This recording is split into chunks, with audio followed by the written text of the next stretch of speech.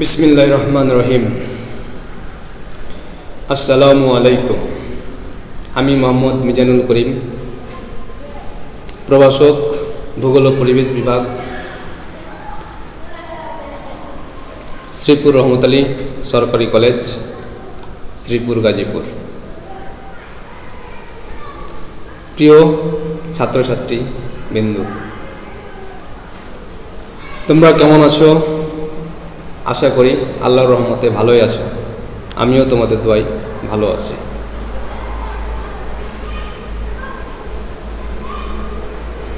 আমার এবং আমাদের কলেজের পক্ষ থেকে অনলাইন ক্লাসে তোমাদের স্বাগতম ও অভিনন্দন। আমি তোমাদের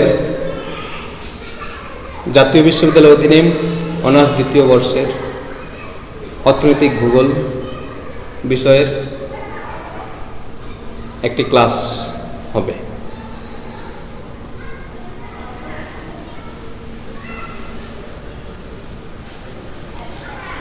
তো অর্থনৈতিক ভূগোল কাকে বলে? অর্থনৈতিক ভূগোলের পরিধি ও বিষয়বস্তু আলোচনা করো।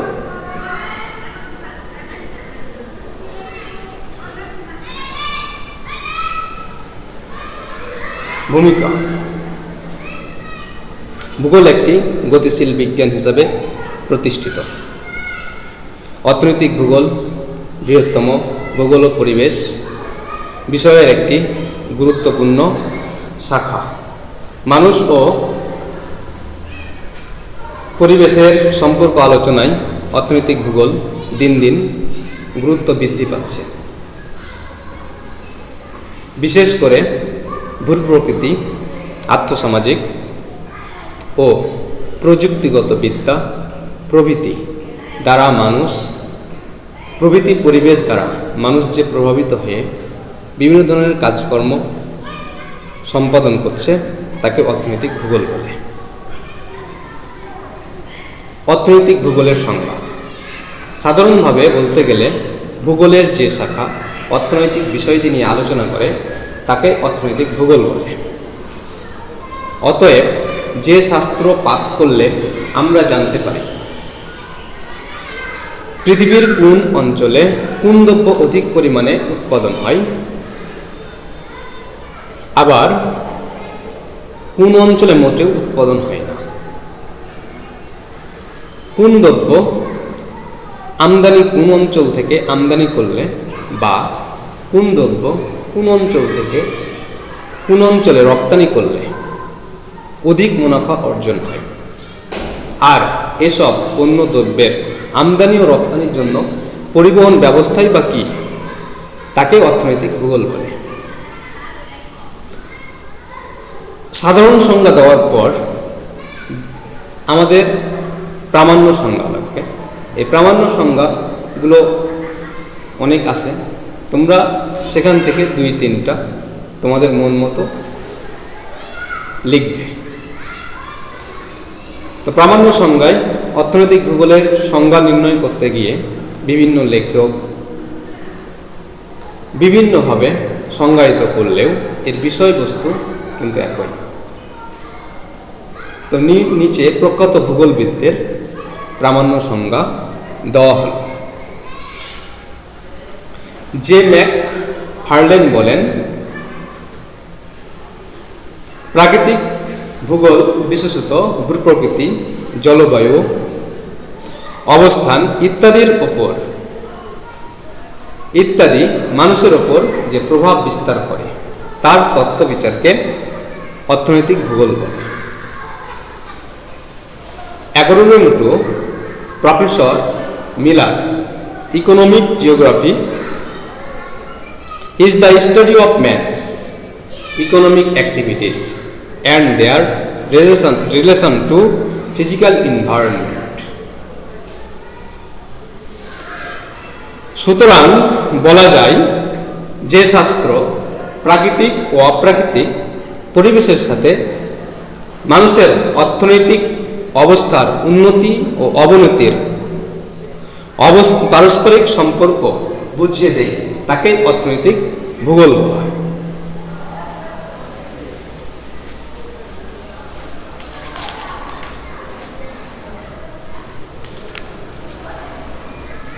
এরপরে অর্থনৈতিক ভূগোলের পরিধি বা আওতা ও ক্ষেত্র, যেভাবে পরীক্ষায় আসুক না কেন, যদি আওতা বলে তাও পরিধি বা ক্ষেত্র বললেও পরিধি, এটা আলোচনা করতে হবে। অর্থনৈতিক ভূগোলের আওতা বা পরিধি বলতে এর কার্যক্ষেত্রের বিস্তৃতিকে বোঝায়। অর্থনৈতিক ভূগোলের প্রধান নায়ক হচ্ছে মানুষ। তাই মানুষের জীবনযাত্রা, অর্থনৈতিক ক্রিয়াকলাপের সাথে পার্থিব পরিবেশের যে সম্পর্ক পর্যালোচনায় অর্থনৈতিক ভূগোলের মূল আলোচ্য বিষয়।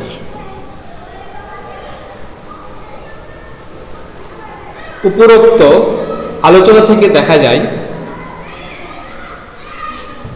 যে মানুষ, পরিবেশ ও অর্থনৈতিক ক্রিয়াকলাপ এই তিনটির সমন্বয়ে অর্থনৈতিক ভূগোলের পরিধি বলে গণ্য করা হয়। নিচে এগুলোর বিবরণ দেওয়া হলো।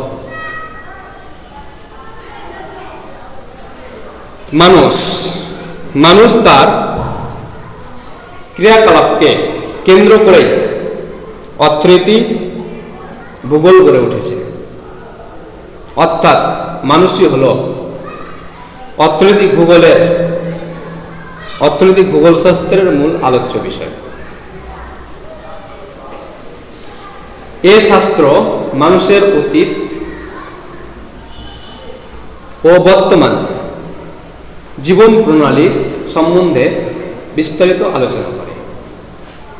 তাই মানুষের জন্ম, মৃত্যু, আচার ব্যবহার, খাদ্য, বস্ত্র, উপজীবিকা, শিক্ষা দীক্ষা ইত্যাদি বিষয় আলোচনাই হলো অর্থনৈতিক ভূগোলের আওতাভুক্ত। 2 নম্বরে পরিবেশ। যদি 1 নম্বরে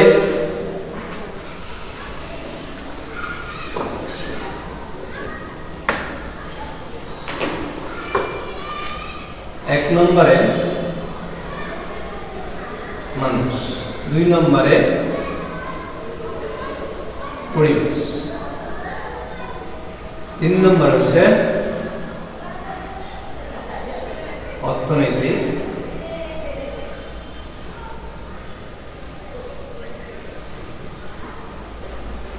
কর্ম। তো মানুষ আমি আলোচনা করে ফেলেছি, এখন হচ্ছে পরিবেশ। যে পারিপার্শ্বিক অবস্থার মধ্যে মানুষ বসবাস করে তাকেই পরিবেশ বলা হয়। অন্যথায় যে পারিপার্শ্বিক অবস্থা মানুষের অর্থনৈতিক ক্রিয়াকলাপ ও জীবনযাত্রার প্রণালীকে প্রভাবিত ও নিয়ন্ত্রিত করে তাকেই পরিবেশ বলা হয়। তাই পরিবেশ ও পরিবেশের সাথে মানুষের অর্থনৈতিক ক্রিয়াকলাপের সম্পর্ক আলোচনা করাও অর্থনৈতিক ভূগোলের আওতাভুক্ত। পৃথিবীর বিভিন্ন অংশে অর্থনৈতিক ক্রিয়াকলাপের সাদৃশ্য দেখা যায়। যেরূপ কোনো দেশে শিল্প, আবার কোনো দেশে কৃষিকাজ, আবার কোনো দেশে মৎস্য চাষ ও পশুপালন দেখা যায়। পরিবেশের তারতম্য অনুসারে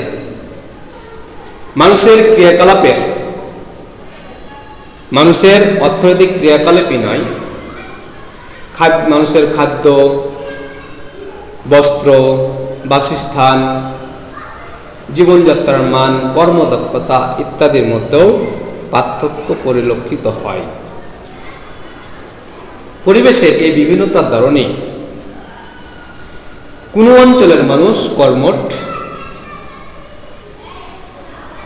ও পরিশ্রমী হয়ে থাকে, আবার কোনো অঞ্চলের মানুষ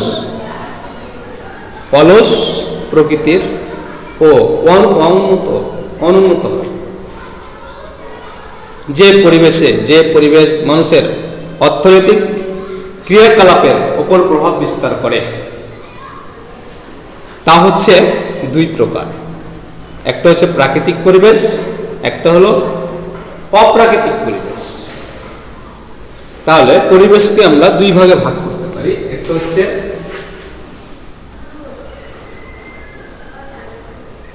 প্রাকৃতিক পরিবেশ, দুই নম্বর হচ্ছে অপ্রাকৃতিক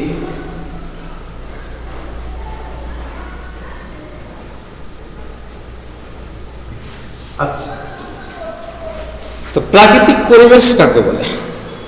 প্রাকৃতিক পরিবেশ প্রকৃতিগতভাবেই সৃষ্ট, যেমন ভূপ্রকৃতি, জলবায়ু, মৃত্তিকা, খনিজ সম্পদ, বনভূমি, নদ নদী, উপকূল রেখা ইত্যাদি, এগুলো হচ্ছে প্রাকৃতিক পরিবেশ।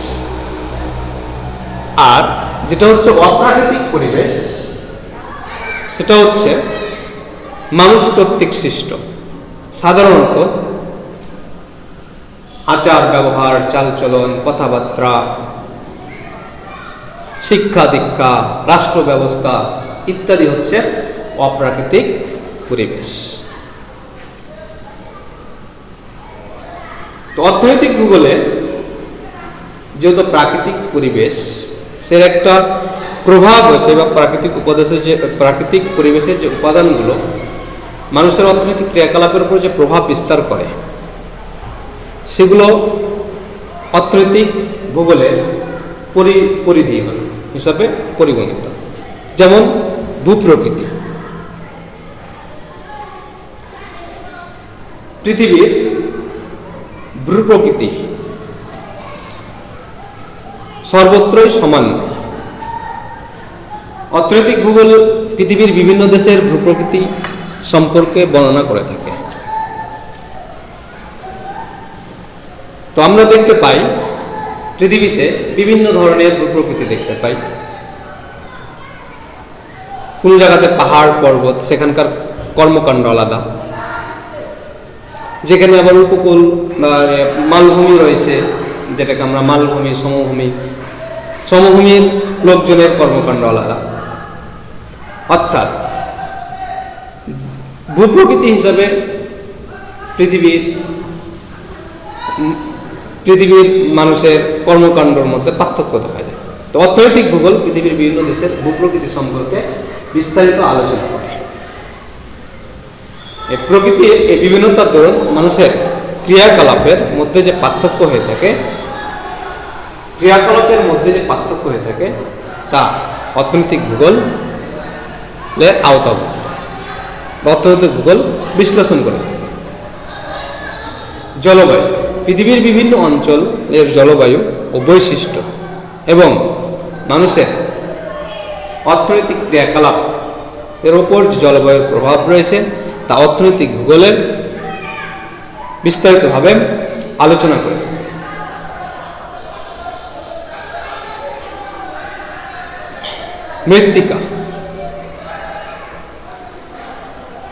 মৃত্তিকা, পৃথিবীর বিভিন্ন অঞ্চলের মৃত্তিকা দেখা যায়। কোনো অঞ্চলের মৃত্তিকা উর্বর, কোনো অঞ্চলের মৃত্তিকা দোআঁশ,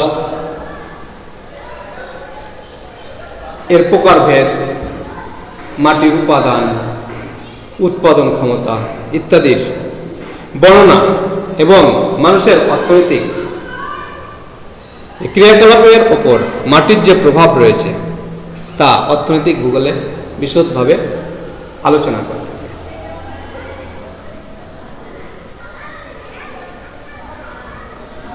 খনিজ সম্পদ, পৃথিবীর বিভিন্ন অঞ্চলে বিভিন্ন ধরনের খনিজ সম্পদ দেখা যায়। কোন অঞ্চলে কোন ধরনের খনিজ সম্পদ রয়েছে, এর উৎপাদন, বন্টন, ব্যবসা বাণিজ্য ইত্যাদি সম্পর্কে অর্থনৈতিক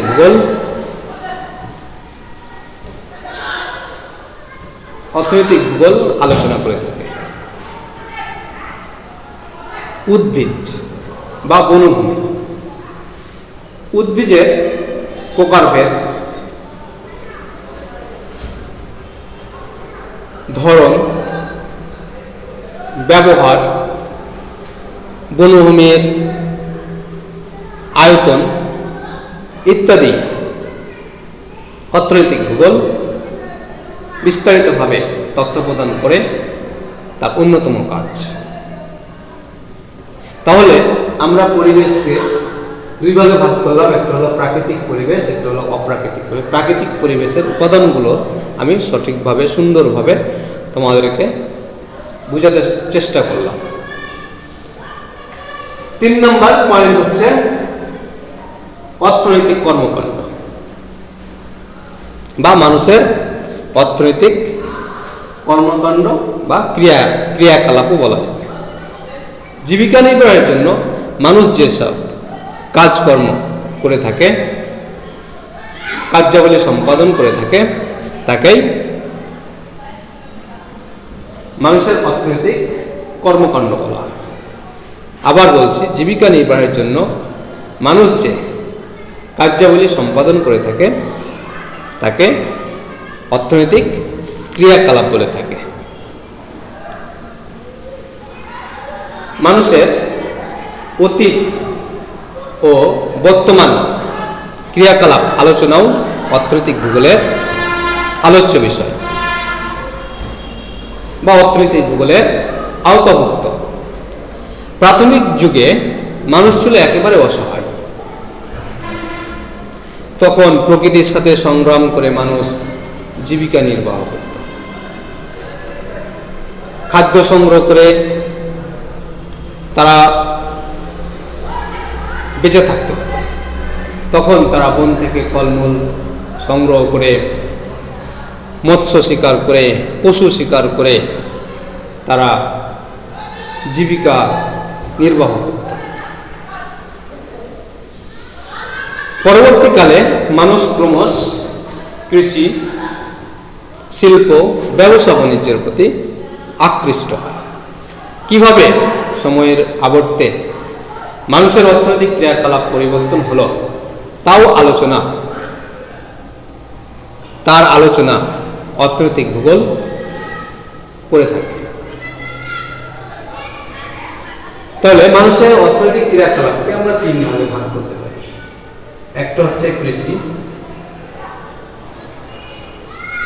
2 নম্বর হচ্ছে শিল্প, 3 নম্বর হচ্ছে ব্যবসা।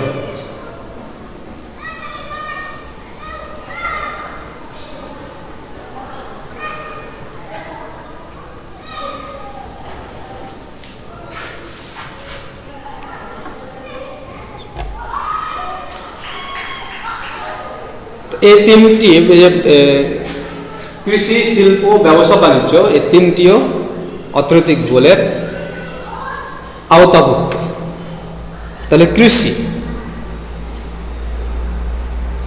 মৃত্তিকা হতে বিভিন্ন প্রকার ফসল উৎপাদন করাকে কৃষি বলা হয়।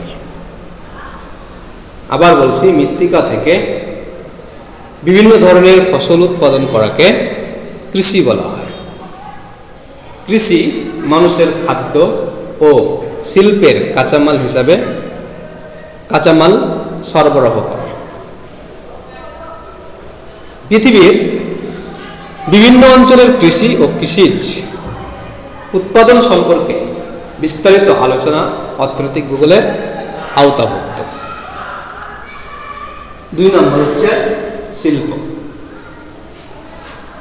মানুষ কৃষি দ্বারা উৎপাদিত পণ্য সামগ্রীকে যে প্রক্রিয়ার মাধ্যমে পরিবর্তন করে ব্যবহার উপযোগী করাকে শিল্প বলে। পৃথিবীর বিভিন্ন অঞ্চলে বিভিন্ন ধরনের শিল্প গড়ে উঠেছে।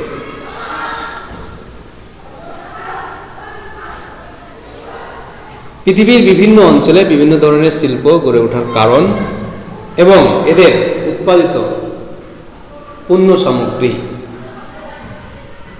সম্পর্কে বিস্তারিত বিবরণ অর্থনৈতিক ভূগোলের আওতাভুক্ত। 3 নম্বর, ব্যবসা বাণিজ্য। বিভিন্ন দেশ থেকে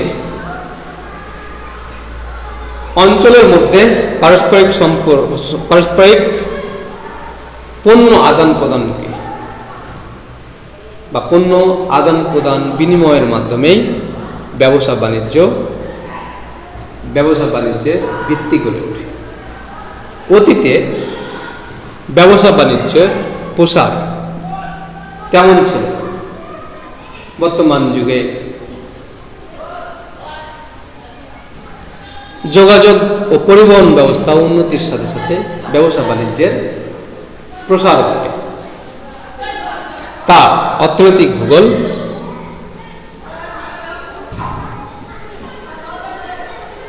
বিস্তারিতভাবে বর্ণনা করে থাকে। এইভাবে তোমরা পরিধি যদি আলোচনা করতে পারো তাহলে পরীক্ষায় একটু ভালো নাম্বার পাওয়া যাবে বলে আশা রাখি। অর্থনৈতিক ভূগোলের বিষয়বস্তু।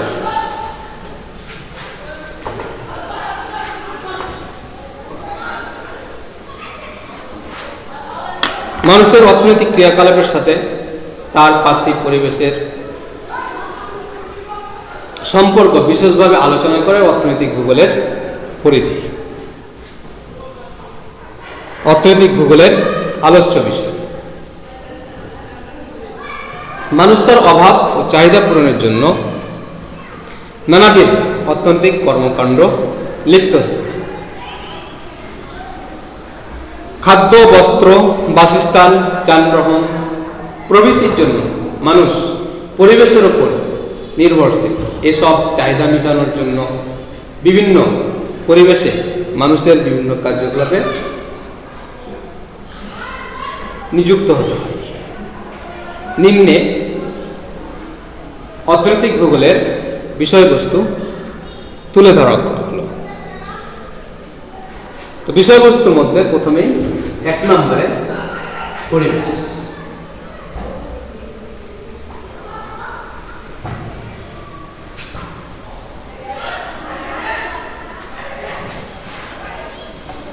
পরিবেশের বিস্তারিত বর্ণনা এবং মানুষের জীবন ধারণের উপায়গুলো বিভিন্ন পরিবেশ দ্বারা কিভাবে প্রভাবিত হচ্ছে, মানুষ তার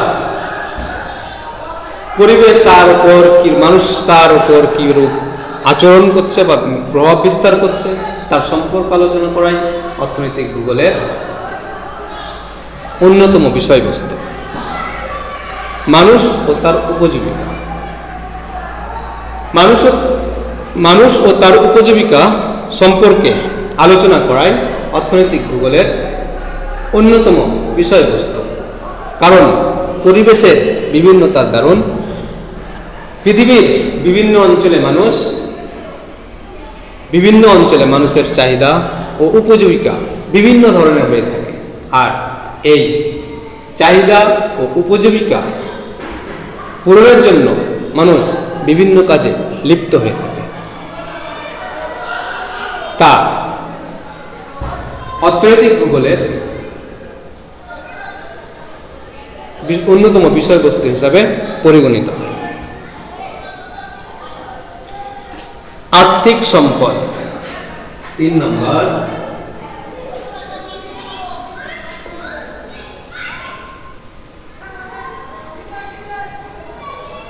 হচ্ছে আর্থিক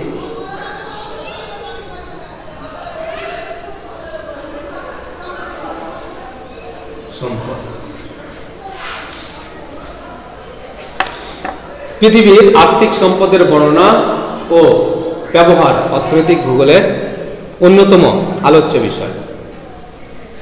ফলে এটা পাঠে পৃথিবীর কোন সম্পদ কোথায় পাওয়া যায়, কেন উৎপাদন হয়, এটার ব্যবহারই বা কি, এর পরিবহন ব্যবস্থাই বা কি, এ সম্পর্কে অর্থনৈতিক ভূগোল বিস্তারিত আলোচনা করে থাকে। পণ্য দ্রব্যের উৎপাদন।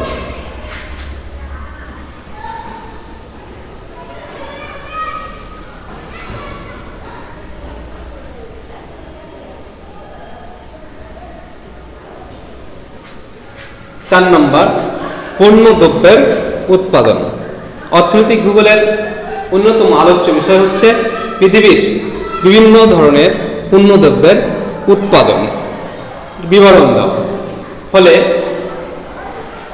অর্থনৈতিক ভূগোল পাঠে পৃথিবীর বিভিন্ন অঞ্চলে বিভিন্ন প্রকার পণ্যদ্রব্যের উৎপাদনের কারণ, বন্টন ও ব্যবসা বাণিজ্য সম্পর্কে আলোচনা করে থাকে বা জানতে পারে।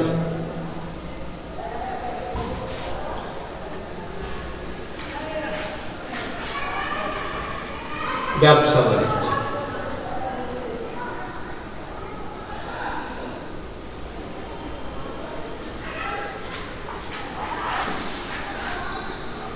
পৃথিবীর বিভিন্ন দেশের মধ্যে যে ব্যবসা বাণিজ্য গড়ে উঠেছে এর বিস্তারিত বিবরণ অর্থনৈতিক ভূগোলের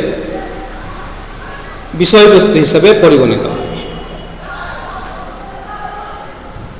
ফলে অর্থনৈতিক ভূগোল পাঠে পৃথিবীর বিভিন্ন দেশের উৎপন্ন দ্রব্য সম্পর্কে একটি সুস্পষ্ট ধারণা পাওয়া যায় এবং এক দেশ থেকে অন্য দেশে কিভাবে এইসব পণ্যদ্রব্য আদান প্রদান হতে পারে, কিরূপভাবে ব্যবসা বাণিজ্য গড়ে উঠতে পারে, এ সম্পর্কে অর্থনৈতিক ভূগোল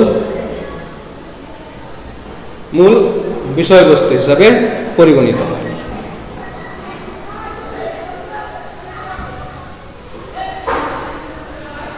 প্রিয় শিক্ষার্থী বৃন্দ,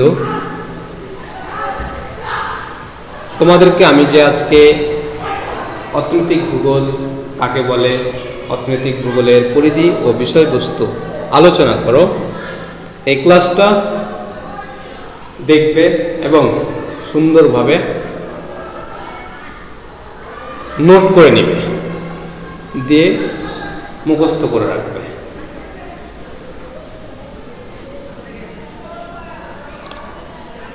তোমরা কোভিড-19 বৈশ্বিক মহামারী থেকে নিরাপদে থেকে বাসায় বসে আমার এই ভিডিও, আমার এই অনলাইন ক্লাসটা দেখবে। আবারও তোমাদের সুস্বাস্থ্য কামনা করে আমি আমার ক্লাস শেষ করছি। আল্লাহ হাফেজ।